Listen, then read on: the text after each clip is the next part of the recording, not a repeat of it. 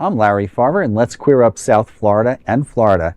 Florida City County ordered to pay $885,000 after conversion therapy ban is overturned.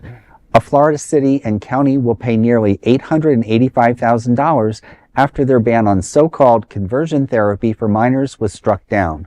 Palm Beach County and the City of Boca Raton have been ordered to pay over $880,000 in attorney's fees and $659,000 in costs to counselors Robert Otto and Julie Hamilton. The pair sued, claiming their ban violated their First Amendment rights. The 11th U.S. Circuit Court of Appeals ruled in their favor in 2022, effectively nullifying all similar local bans in Florida. Conversion therapy, also called, quote, reparative therapy, has been widely condemned. The World Health Organization says the practice, quote, lacks medical justification and represents a serious threat to the health and well-being of affected people, end quote, linking it to higher rates of depression, anxiety, and suicide attempts. Every major U.S. medical association has denounced the practice. While the Florida ruling stands, courts in other regions, including the 3rd, 9th, and 10th circuits, have upheld similar bans. The U.S. Supreme Court is now weighing Chiles versus Salazar, a Colorado case challenging another ban, with a decision expected next June. Currently, 23 states and Washington, D.C. prohibit conversion therapy for minors.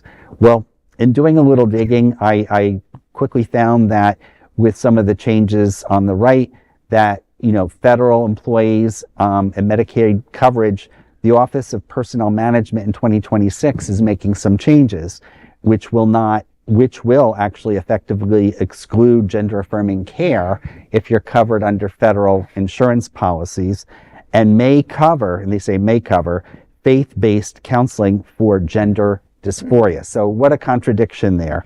And this policy would affect over 10 million federal workers. So we need to get out there and be active and vigilant and fight the fight. What do y'all think? I think conversion therapy says as much about the cruelty of parents as it does about the so-called therapists working in that hateful field. It should be banned and denounced.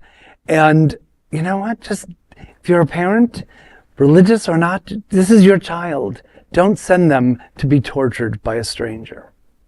I wonder, what are the thing about a country, I know it was just a Florida ruling, but what are the thing about a country where we cannot ban verbal abuse of a child, but we can demand a doctor has to say certain words to a woman before she decides what to do with her body?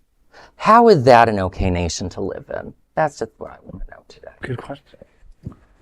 Well, there is no other queer nonprofit media platform like this in the entire world. Support our LGBTQ+ stories, sharing them and subscribing to Queer News Tonight.